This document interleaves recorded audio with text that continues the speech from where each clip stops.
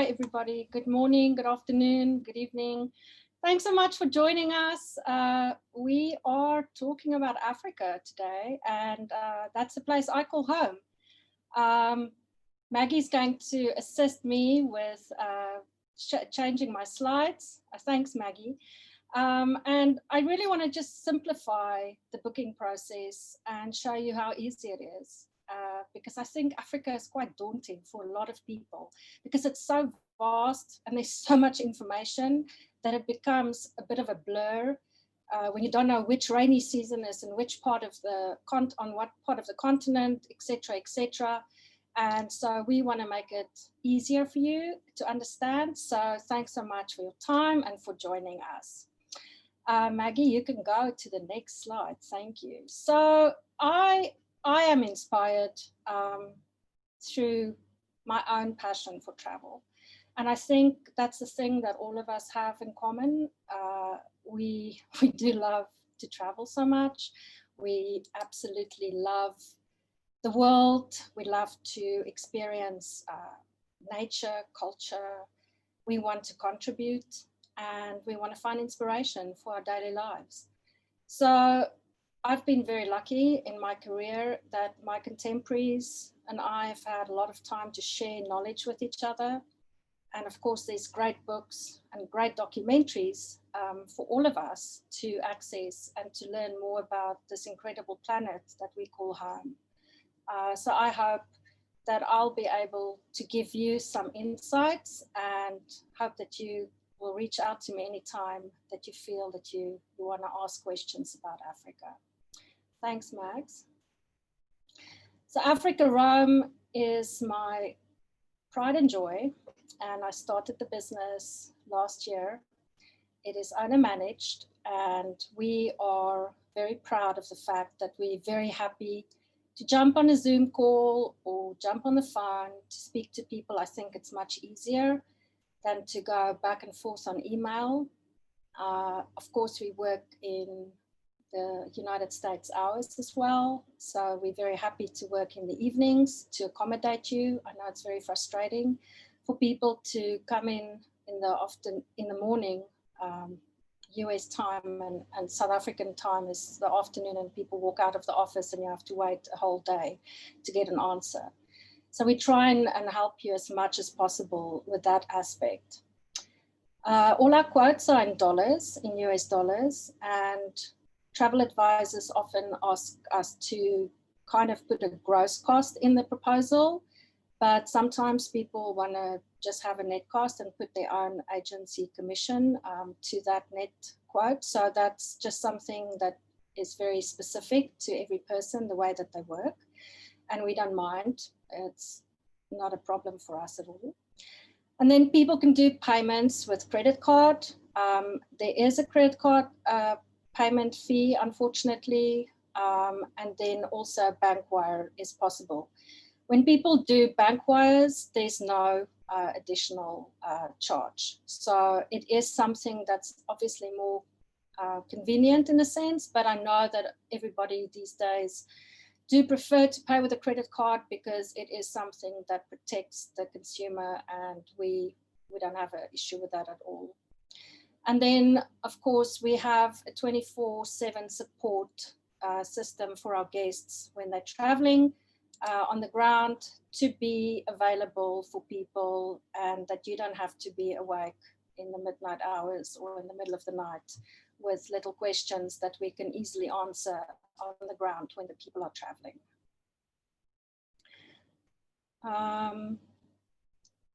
Is there a question? Should I wait for the questions to be taken later, the answers to be taken later? So where do we go? How do you decide? Where do you start? I usually like to ask people, what is the main reason for this trip? Are you a first-time visitor to the continent? Is it a honeymoon, special anniversary? Are you planning for a once-in-a-lifetime experience? What's more important, culture, wildlife? I think probably for Africa, it is wildlife, but there is such a diverse cultural experience to find on this continent that, you know, it's not unreasonable for people to be interested in that aspect. Then, of course, we have people that's been here 3 or 4 times. They're the safari experts, and they just want the most unique and out there experiences. We can do that for them. Special interests, we try and do that for people, especially in Cape Town, where art is such a huge factor and so incredible, the African art that's on display in the most beautiful museums that the city has. Adventure, yes, we can do adventure. It's kind of in my heart and my great passion in life. So I'm always trying to push people to do a bit of adventure. And then, of course, we get people that want to do ultra luxury, which, of course, we have here. And then off the beaten track, which is a great way to explore Africa. So where do we operate? This is the map, and please don't measure my scaling of the continent, but I think I got it. These are the countries that we're currently operating for guests. We are open for business. Every country has a very different kind of protocol to follow for arrivals. And I think the best way for us to determine anything at the moment is to also follow the regulations from the airlines, because sometimes the country has a far more relaxed view of it. For example, Tanzania, which is quite relaxed, and they don't really require much of a test for people. They just test you when you get to the airport. They take your temperature, and if you seem to have a fever, then they might ask you to isolate, but it's not as rigid as South Africa, for example, would be. So I think for the moment, if there are anyone that's interested in traveling, it is important that you weigh the country specifications, the protocols that you have to adhere to. You weigh that against the airline that you want to fly with, because I think it's quite important that we give people the correct information, and that's something that we have to take case by case as we progress with new bookings and new requests. Thanks, Maggie. So how do we start? I got some really great advice a very long time ago from a wonderful lady that was one of my mentors. And she said to me, it's really important to listen to what people are telling you. Everyone is completely unique, as we know. And so every itinerary and every holiday that I plan, it's always had a very unique feel to it. Because what we try and do is we try and listen to what the client is asking, what's more important for them to experience. And it's hard sometimes, but you kind of have to forget what you want them to do. I learned a great lesson a few years back where a very high profile client asked me if he could do an actual self-drive trip on the garden route in South Africa. And I was extremely hesitant for them to do it. And at the end, I caved in, I let them do it. And when they gave me their feedback of their holiday, said to me, this is actually one of the greatest holidays we've ever had, because we had this incredible freedom that was given to us by the way that we could do this self-drive holiday. And so what I'm trying to do when I get the request from you as a travel advisor, I try and ask a lot of questions to try and understand what it is that makes the client tick. You want to just give them those little surprises and, you know, the most incredible and happy holiday of their lives and this unforgettable experience. And so this is, for me, something, the listen, LISTEN, those things are the things that I try and concentrate on when I try and work on an itinerary for people, so that I can adhere to what their wishes are for their holiday. So our big 5 checklist. We start with why and our listen. Preparation, preparation, preparation. It's always the greatest thing when you're well prepared for your clients. Of course, for us, the preparation starts when we confirm an itinerary, because we have to be certain that we're holding the correct space, that everything is in order, and then when the operation takes place, that the trip is as smooth as possible. Communication for me is probably one of the most important things about this job and our human relations with each other. I think communication just brings a very unique aspect when we truly communicate and make certain that people have the correct information, even when you're hesitant to say something that they might not want to hear. It's better for them to be prepared. Like, for example, when they arrive in South Africa, in Cape Town, and we've arranged a meet and assist for them. It's very often that we have to book these meet and assist services with a specific service, a brand that is, it's like they're only allowed to be in the certain safe area of the airport where we can't access the clients. And I've just learned in the past that it's really important to tell the travel advisor to communicate with the client that it is not an Africa Rome representative that's going to meet you when you get off the plane. It's going to be, for example, a Bidvest representative, because people have the expectation when they arrive in the country and they get off the plane, and we've told them there's a meet and assist plane side, that the Africa Rome rep is going to wait for you, and then there is no Africa Rome rep waiting, because the Africa Rome rep is waiting in the actual arrivals hall because they can't access that secure area. And it's just small little things. The devil is in the detail. It's these small little things that we want to communicate with you so that you can communicate that to your client. And we make certain that people know what to expect. We want to set the expectation. And then, of course, we double, triple check details. And we never want to stop laughing, because this is fun and we love doing what we do. So it's easy to get hold of us.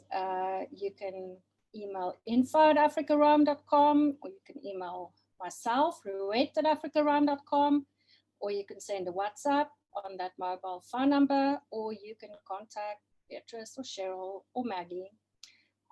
It's very simple to get hold of us.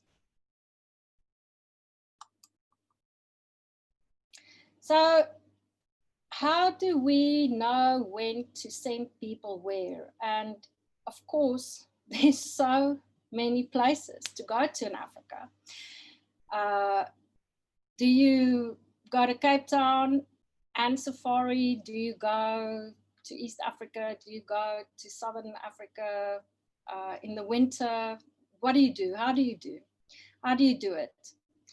So what we've decided today is just the introduction, and we are going to probably put it on the Bennett and Mercado website, where we're going to ask travel advisors to give us their wish list of which areas of Africa you would like us to explore deeper and to explain better and spend more time on. Because I can spend an entire day just talking about Cape Town. And of course, as you know, that's just one city in South Africa. A lot of people ask, when is the best time to visit? So for me, as a Cape Townian, I would say any time, but mostly people come between October and March, which is our summertime. And then it kind of contradicts the safari itinerary, because a lot of people come to Southern Africa in your summertime, which is June, July, August, and when the kids have school holidays. And then, of course, it's the winter in the Cape, and it is rainy. Now, I think there's also, we need to distinguish between the way it rains in the Cape and the way it rains maybe in Seattle. It's not quite the same. We have really fantastic days, very warm days. Some days in July can be 77 Fahrenheit. So it's a very the weather fluctuates extremely. Some days we have about 3 days of rain and it's pretty miserable, and then the next week is just sunshine. So if you have a client that is in the position where they can only travel when the children are on school holidays, it's summer holidays, where they're going to come once in their life to Africa and they want to do a safari, but they want to do Cape Town, don't stop them from doing Cape Town, because you can actually do a lot of things around the weather. We can help with that. Then people ask, what would you suggest people do in the Cape for the first time when they arrive? Now, that is just the go-to. It's Table Mountain, a visit to Table Mountain. You can take the cable car, or you can hike the mountain, which is really fun. It's about a 2-hour hike. Visit Robben Island, and then of course everybody loves going to the African penguin colony at Boulders Beach in Simonstown. And then what example of an out of the ordinary experience can you have? And that is a helicopter flight to Robben Island with Christo Brandt, which is the former prison guard of Nelson Mandela. That's one of the most expensive ways to go and visit Robben Island. So a lot of fun and very informative and quite an experience. So Southern Africa, I split it from Cape Town because the weather is different. Southern Africa has the rainy season, which has started now in December. So it will rain December, January, February, March. And with that, what happens is it's really hot days and it builds up, these beautiful clouds build up. And in the late afternoon, early evening, when it decides to rain, it's got these incredible thunderstorms that break out. And it is the most beautiful sky that you can imagine in your life. So it's actually quite a thrill to experience a Kruger Highveld thunderstorm. It's quite extraordinary. Some of my favorite itineraries, and some of you, well, most of you, I imagine will know these names and you will want to look into it further. For me, starting in Cape Town and then going to Namibia, so I just took the Mount Nelson as an example because it's a very traditional classic hotel. And then Sossusvlei Desert Lodge. From there, go to One-Up Skeleton Coast, Serikafema, and then go into Zim and do the Big Falls, stand in Livingston, and end up at Mambo in the Okavango Delta, the Moremi Game Reserve. Or if you just want to stay in South Africa, do Ellerman House, which is, of course, one of the most beautiful boutique hotels in the city. Grootbos, which is a phenomenal experience and one of Nadjo's unique lodges of the world. Then La Residence in Franschhoek, famous for Liz Biden's beautiful decor. Then Tswalu, which is in the Kalahari, and quite an experience. And the area, the ecosystem in that part of the world is very much resembling the Namibian desert. So if you think you're not going to make it to Namibia and you get a chance to come to South Africa, then I would say Swallow should be definitely on your bucket list. And then Londolozi and Royal Malawan, of course, for that safari experience. Then out of the ordinary experiences, the Silo, which you all know is one of the most beautiful hotels in the world, and is a very famous hotel because it is on the Zuid-Smoker Contemporary Museum of African Art, designed by Thomas Heatherwick from his a London architect, and it's absolutely phenomenal. And then you can do a Skeleton Coast flying safari, and then end with Sossusvlei Desert Lodge, Big Falls Hotel, Sand Camp, which is in the Magadi Salt Pans, and Duba Plains, again in the Okavango Delta. And then in my opinion, the Magnificent Seven for the go-to areas to go and find lodgings, the Sangitas of the world, Londolozi, Swallow, Royal Malawan, Great Plains Conservation, Natural Selection, and Wilderness. So for East Africa, what do we do? Why do we go? And is the migration a must? So a lot of people find that going to East Africa is a once in a lifetime experience, and you have to see the wildebeest crossing the Mara River. Now, this is, of course, a natural phenomenon. It is incredible. It's millions of wildebeest and zebra crossing this river from the Serengeti into the Mara in Kenya. And that takes place from June, July, August every year. But first of all, we need to be very transparent with our client and say to them, it is quite a peak wildlife time for people to travel. It's a lot of people traveling.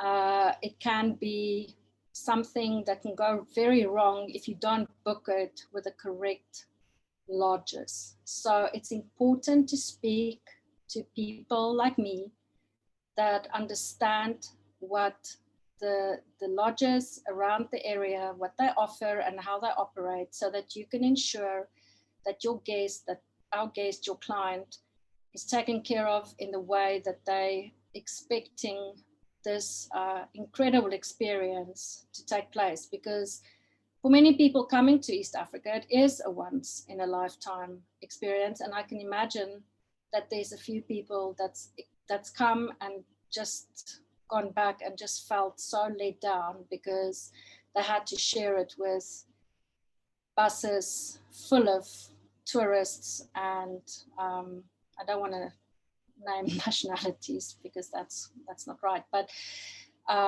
yeah, just buses full of tourists and not having a fantastic time viewing the spectacle of nature. So please, when someone comes to you and they want to book East Africa and they want to book the migration, make sure that you book it with the right people. Otherwise, there might be some bad feedback.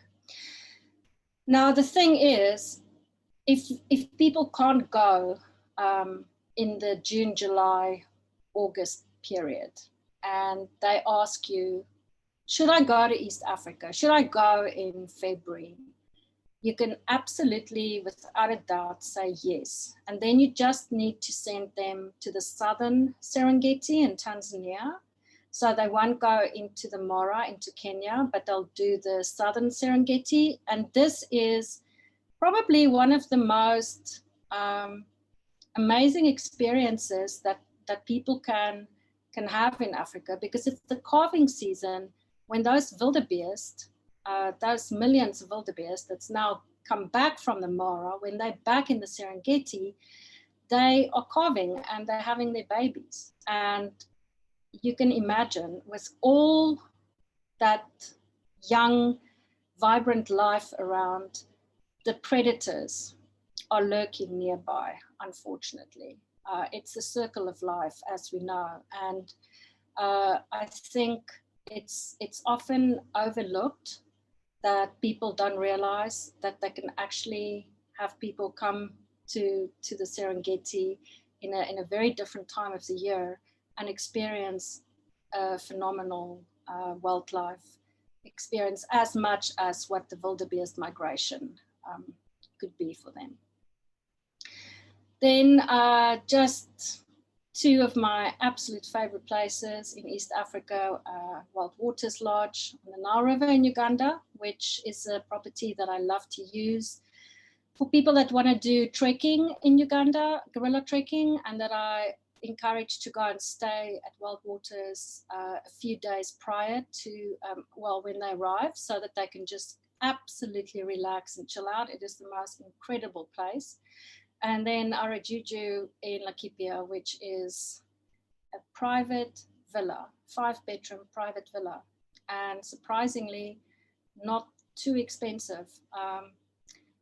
The gross cost works out, if you've got 10 people sharing that house, it's about maybe $1,300 per person per night at the moment, and it's perfect for people that want to travel with friends or families that want to travel, and just incredible, most incredible design. Go and have a look and Google it and have a look at it.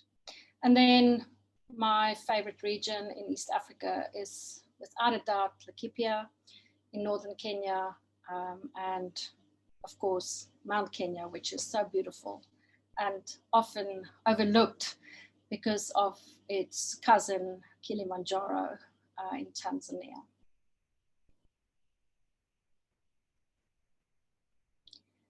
Do we do adventure? Yes, we do.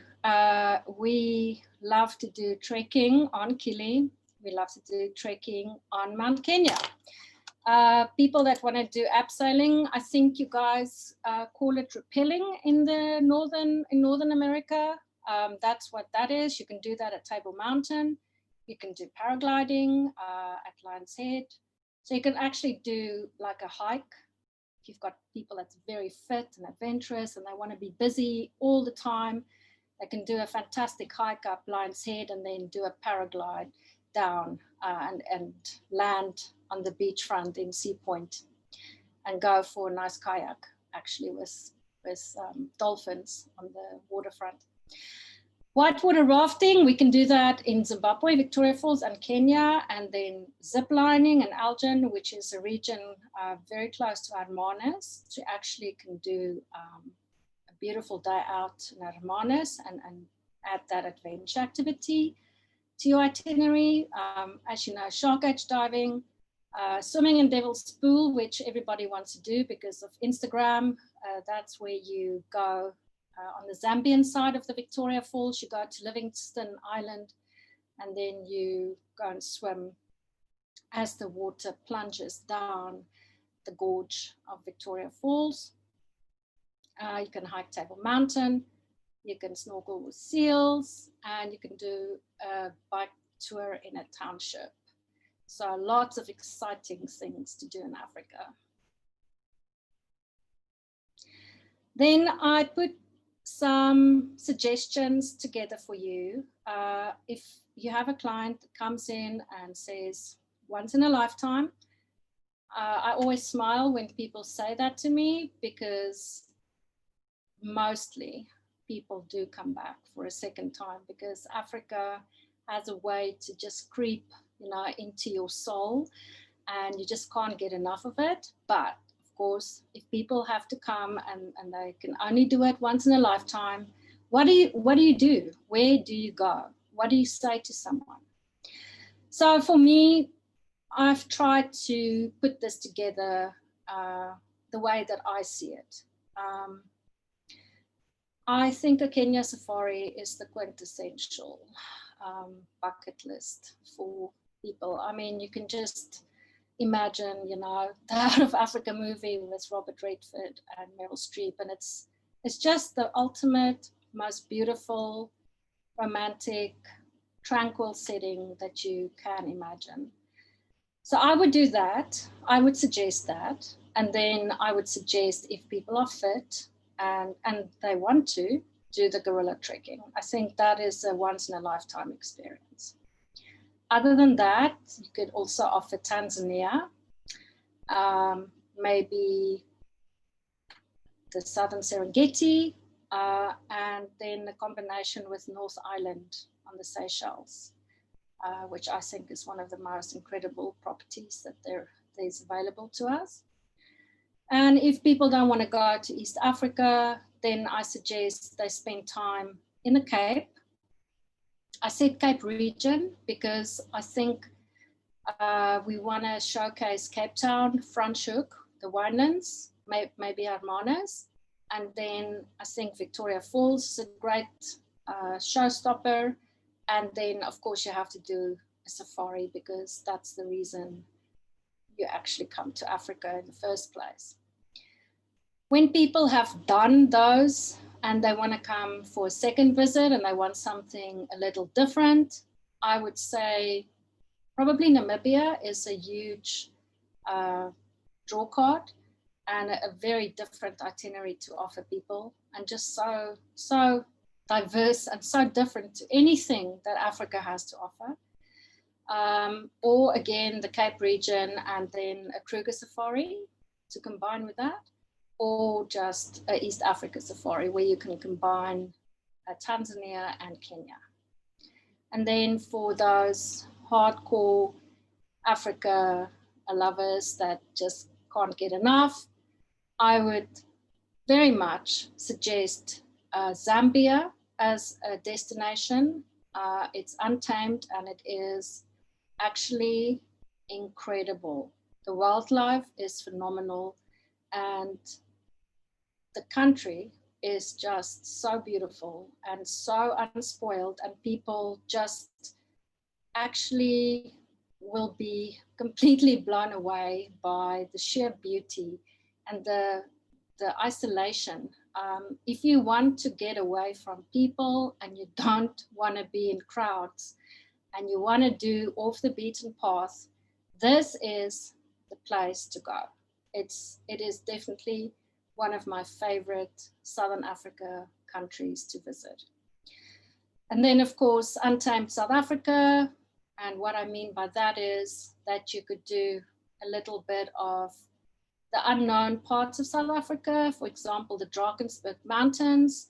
And we've got some incredible historical areas of the country where you could travel to, and you could do it maybe by yourself you can hire a car and just drive around. We just drive on the left side of the road. So if you can remember that, then it's fine. And I think it's quite an adventure for some people. And I think a lot of younger people are really into that kind of holiday right now. And then otherwise, you can do a once in a lifetime trek on Kilimanjaro or on Mount Kenya. Don't diss Mount Kenya. I think it's actually more beautiful than Kilimanjaro, but it is maybe a little bit more technical. So for people that are really into serious trekking and even a bit of rock climbing, I would suggest that you could offer Mount Kenya as something to enjoy. And then, of course, the reason why we ask deposits, I know that with COVID, we've all been burnt terribly, and we've had experience, in the industry that none of us have ever thought would be possible. But why do we pay deposits? And why is it important to pay deposits? And why do we say they're non-refundable? So a lot of the lodges really use that money to pay conservation fees. And I know it's hard to, explain to people about a non-refundable deposit. And I've had a lot of talks with a lot of people in the industry, and kind of said that we need to change the wording of that, because it does seem kind of unfair, a non-refundable deposit. But the only way that I can explain it for a lot of people is that It goes to salaries of people that's involved at the lodges. Many of the lodges that we offer for guests to go and stay at are fed by a community that's surrounding that area. So people that grew up in the close proximity of the Kruger National Park, for example, it was just the most obvious choice for them to go and work at a lodge in the Kruger or close to the Kruger. And of course, we've got this terrible situation with poaching of wildlife. So a lot of that money, that's where the money goes to. And so if people are asking you about that, that's maybe a way for you to explain it to them. It certainly is going for a good cause, and it helps for the greater good of conservation in Africa. So that's the summary. Please don't hesitate to reach out to me if you have any questions. And I'm always available on WhatsApp. Remember to listen, and remember the love and passion that we feel for Africa, and don't forget to laugh.